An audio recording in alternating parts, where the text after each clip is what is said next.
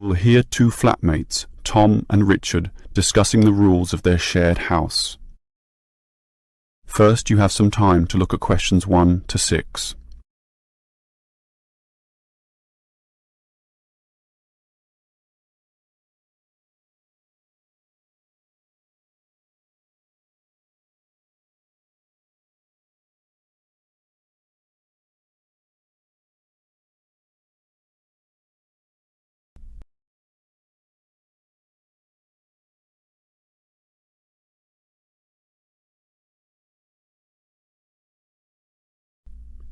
Now we shall begin.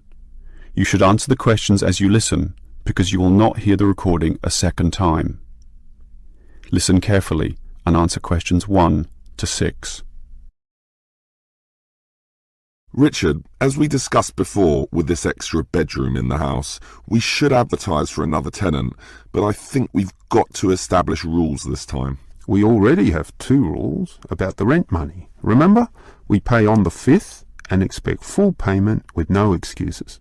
Sure, but I mean additional rules apart from those 2. Okay, there's certainly no harm in that. Remember the problems we've had with people in the past. I think we should learn from those bad experiences. You may have a point there. For example, you know that I like cooking, so I can propose a kitchen rule straight away. Every tenant must clean after use. We shouldn't allow what happened last time. You mean that guy who left all his dirty dishes piling up and food on the floor? Clean after use. We should write that down. I'm happy with that. And not only clean, but they also have to tidy up. We can't have them cluttering up our very small kitchen counter. I'm with you there. That will make life far more manageable. So, tidy up is our second cooking rule, let's say. And now, can I tell you what really annoys me? Sure. Dirty tenants. Those who just allow dirt and dust to build up around the house and don't care less. We've got to have a strict rule prohibiting that. What about a cleaning roster? We can make a list of everything that we expect to be done. Carpets vacuumed, furniture dusted, toilet cleaned, and so on.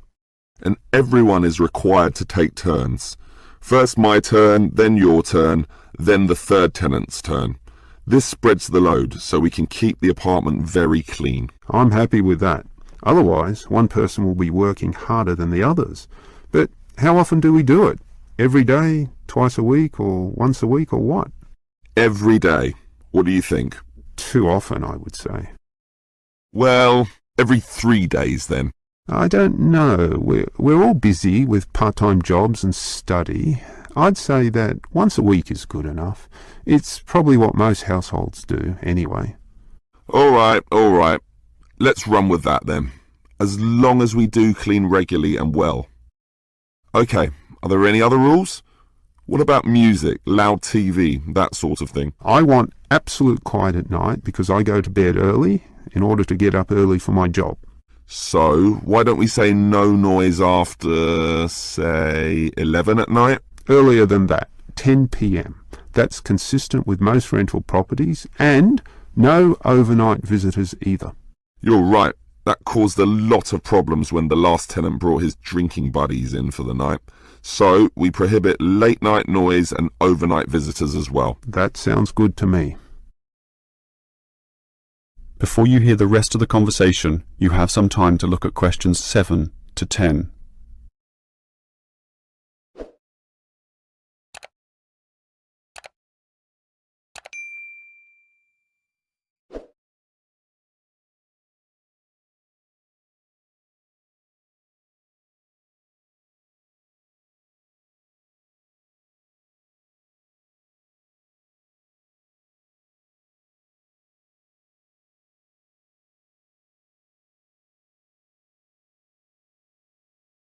Now listen and answer questions 7 to 10.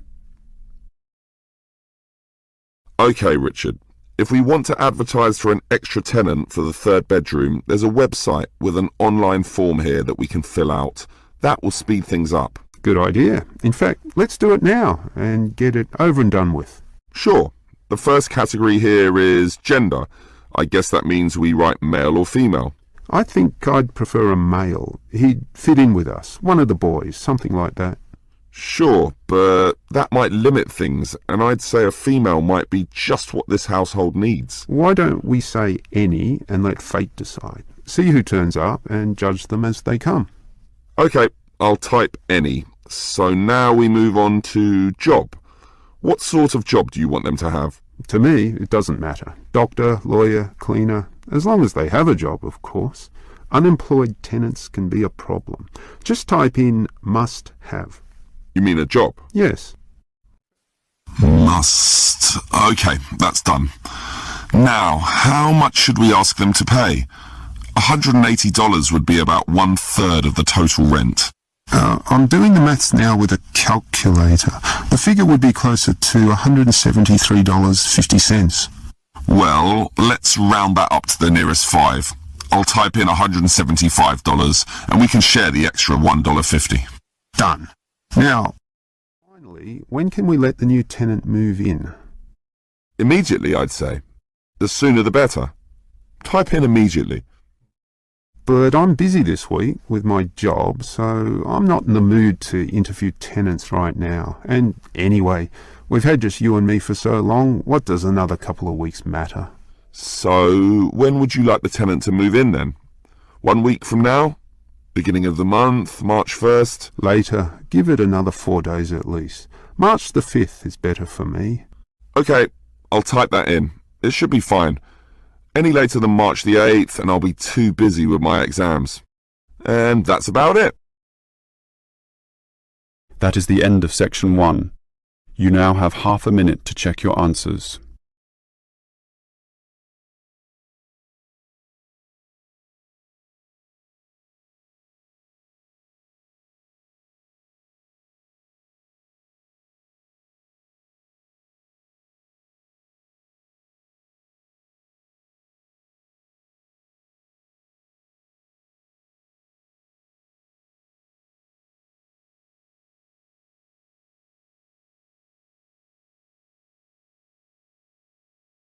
Now turn to police officer giving a lecture to some overseas students about ways to minimize risk in public. First, you have some time to look at questions 11 to 17.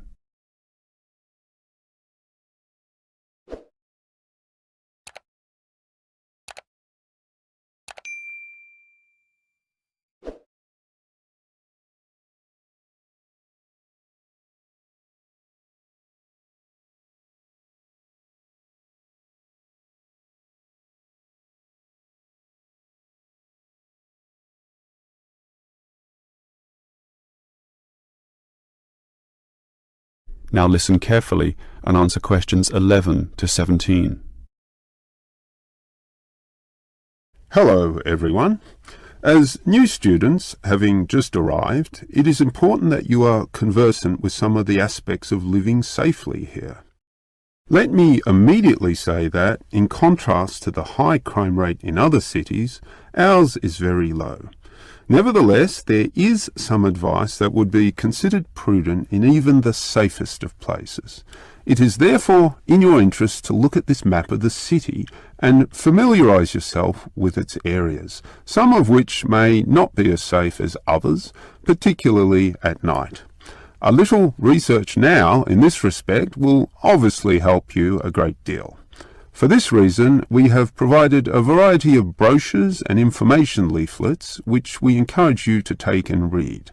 In addition, you should talk to people you know, to your homestay parents and teachers, and get a feel for the situation both in the neighbourhood where you live and the city at large. Now, you should know about the police presence in this city. There are local police stations in every suburb, but not all of these are open 24 hours a day. For that, you need a main station, of which there are many, and you should familiarise yourself as to the location of the one nearest to you. Moving on, many of you might like to go out at night. So, you should also familiarise yourself with the public transport system. It could put you at risk if you are wandering around lost in the late hours of the night, particularly if you are a woman.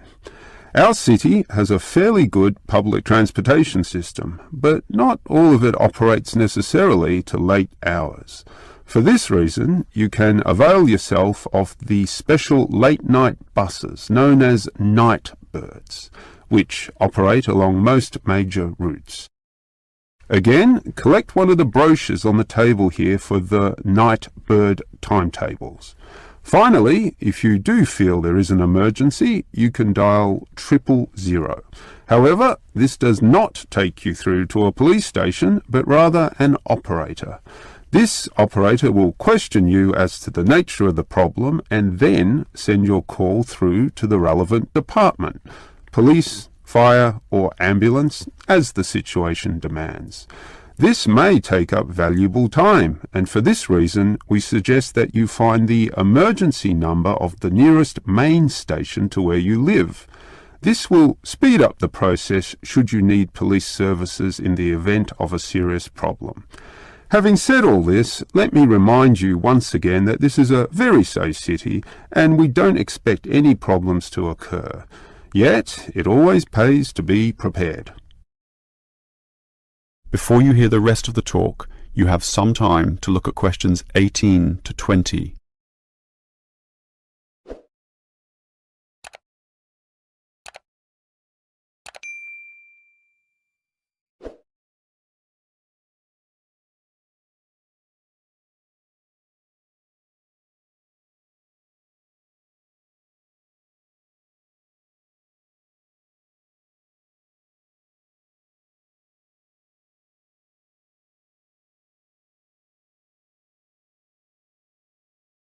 Now listen and answer questions 18 to 20. On the same subject as being prepared for problems, it is a fact that the police cannot cover every part of the city at all times of the day. Thus, it is advisable for you to take some precautions and be prepared for any problems which may occur. There are less safe areas which you may inadvertently find yourself in and, through no fault of your own, be faced with difficulties. In this respect, some people advise that women in particular carry mace or pepper spray, which can be sprayed into the eyes of an assailant. However, please be informed that these are illegal and consequently cannot be purchased, constituting, as they do, an attack weapon. On that same theme, any knives or small arms, while perhaps being legal in your country, are illegal here and must not be carried on your person. One thing you can carry, however, is a personal siren. In the advent of a problem, you just push a button and the siren will sound loudly, drawing such attention that any assailant almost invariably flees immediately from the scene. Moving on, you may wish to stay out late, to have fun or see the sights of this city at night, and we do not necessarily discourage that. However, we do advise that you confine yourself to areas that have sufficient street lighting or illumination. In the course of your activities, you may well meet strangers, but if this happens under clearly lit areas, visible to everyone in the vicinity, statistics prove that in almost all cases nothing will go wrong, particularly if you carry your siren. Above all, the greatest rule is simply to exercise discretion and intelligence when you go about your business. All the rules that I have given are simply based on this, and by following them all, your stay here will be both enjoyable and safe. That is the end of section 2. You now have half a minute to check your answers.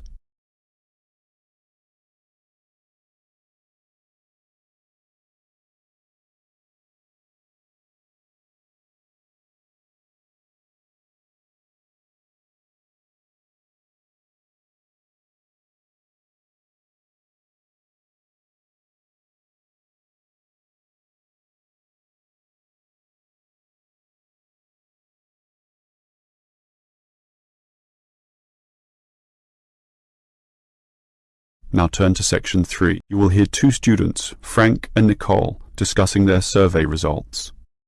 First, you have some time to look at questions 21 to 25.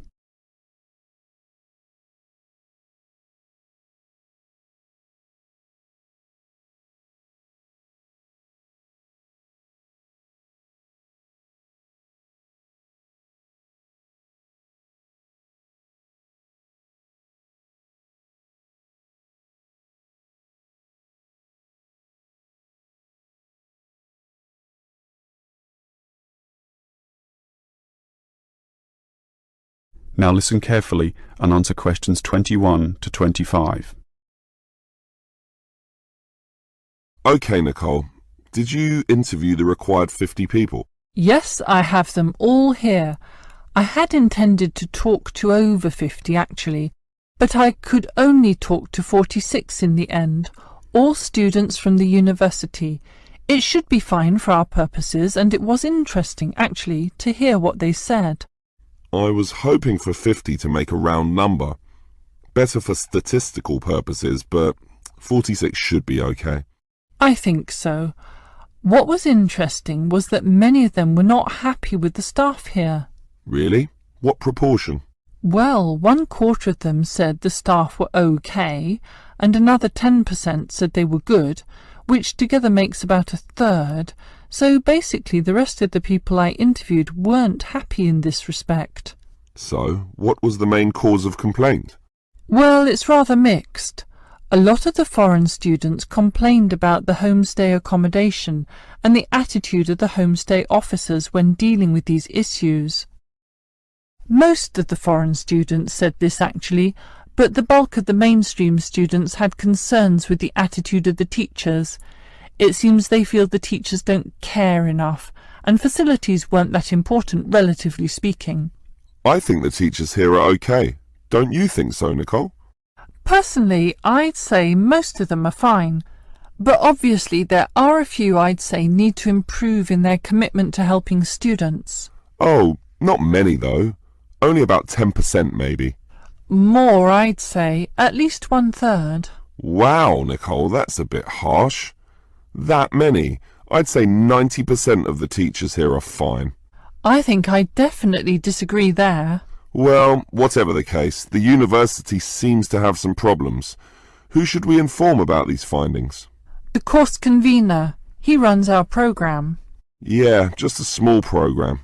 These problems are serious and university-wide.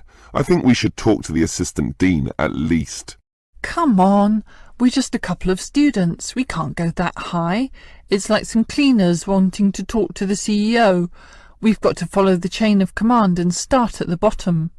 Okay, the course convener it is. Before you hear the rest of the conversation, you have some time to look at questions 26 to 30.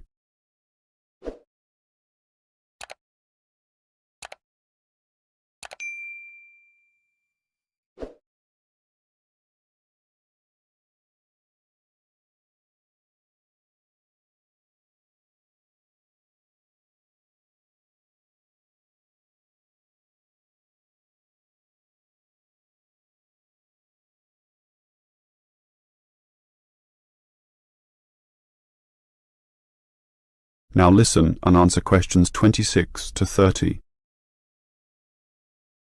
So, Nicole, can you explain the technique you used for interviewing people? Every time I try interviewing, I seem to encounter problems, and yet you manage to interview so many people so quickly. What's the secret? It's really quite simple. Let me explain it all. The first step, and this is probably the most important point, is to select the position or the location where you're going to do the interviewing. It's got to be a good one. For me, it was the university cafeteria at lunchtime, where people would be relaxed, have time, be sitting down, and be more willing to speak. Ah, clever. But that leads to the next point. Everyone's in a hurry these days, so you've got to immediately confirm that they can in fact spare some moments to answer your questions. There's no point starting and then having them rush off in the middle of the interview. It just ruins everything. Yeah, that's happened to me a few times actually. And then it's equally important to carefully outline why you want to talk to them in the first place. Some people might think you're a salesman or a busybody or some nutcase from a religious cult. They have to know the purpose and trust you.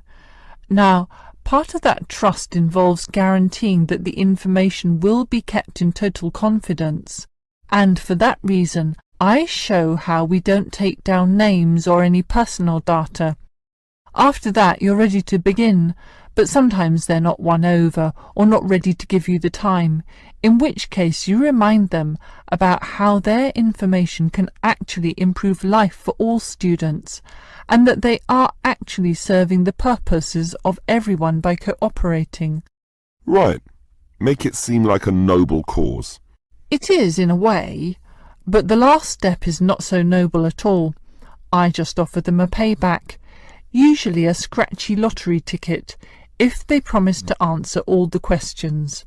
Everyone dreams of scratching one of those tickets and winning $1 million, so that makes them do everything you want. Aha, very clever. That is the end of section 3. You now have half a minute to check your answers.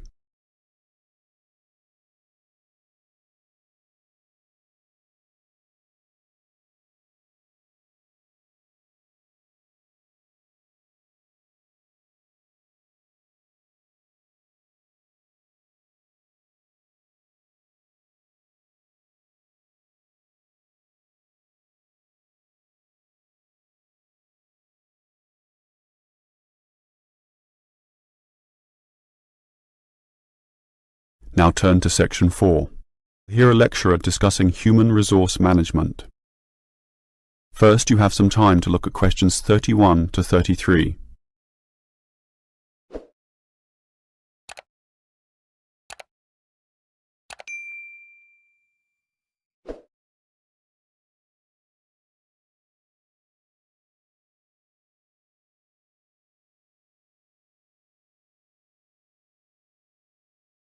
Now listen carefully and answer questions 31 to 33.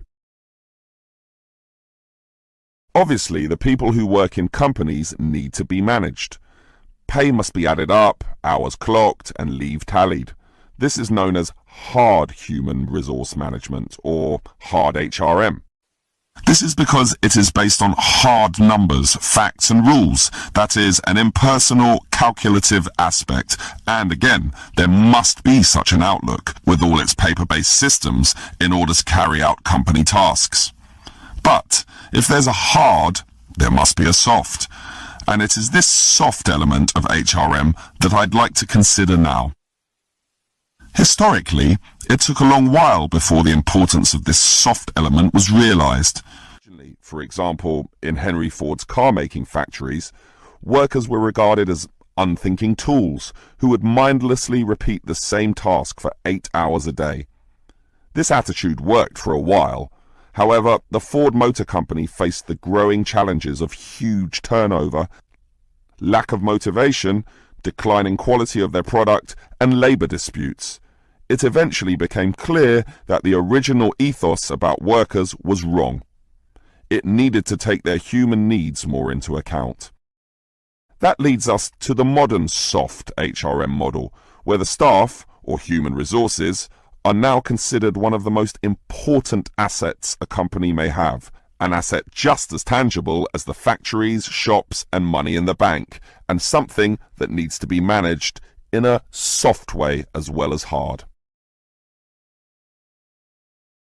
Before you hear the rest of the lecture, you have some time to look at questions 34 to 40.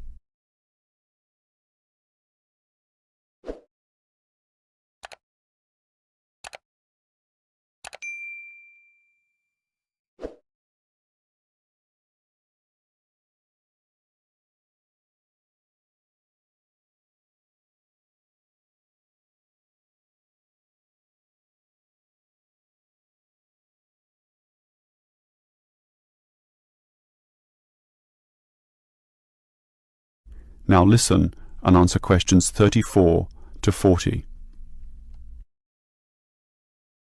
So, what is soft HRM? It basically involves 3 elements. One is motivating your staff. The second is making sure they stay with your company, that is, reducing turnover. And remember, turnover costs money, diverts resources, disturbs the system, and you may be losing a lot of experience there in just one staff member. The third element is using the staff in the best way, in a way that gets the most out of them. All of these elements are closely related and sometimes overlap, but are still distinct enough to be considered separately. Now, let's talk about motivation first. Obviously, people will work harder if they feel good about being where they are. This means the company should let people know that they are significant, and you do that by emphasizing the higher purpose their job serves in society as a whole. And this sense of higher purpose will drive people onwards. So, for example, if the company makes paper, have a motivation session, letting them all understand the importance of paper to modern society, and it is important. Basically, everything is important when you think about it, so make this fact clear to all. As for keeping staff, well, that also comes from motivation. But do you know the number one reason why people leave jobs? The answer? Because they don't feel appreciated. So, you need to make sure that they have this feeling. How? At its simplest, the boss can say thank you to the staff. You can remember their birthdays, bring out a cake, celebrate milestones, take them to a restaurant once in a while, and say thank you again. But more importantly, mean it sincerely. If this is going to work, sincerity is very important here. Well, we've motivated the staff and retained them with the company, so now we've got to use them optimally. This is often done by getting them to participate more in the key decisions. This has two advantages. One, the employees feel more in control of their destinies, helping again with motivation and retention. And two, the company tends to make better decisions. Remember, often it is the people closest to the customer who can really tell you the very best things about what works and what doesn't.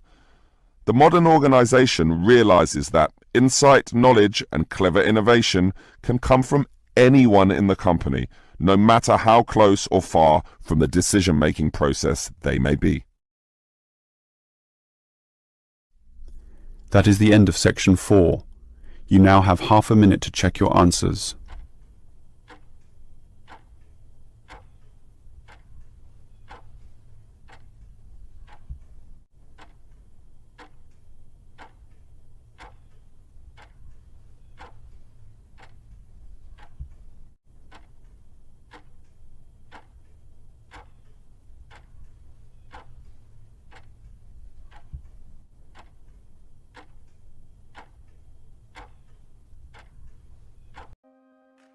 That is the end of the listening test.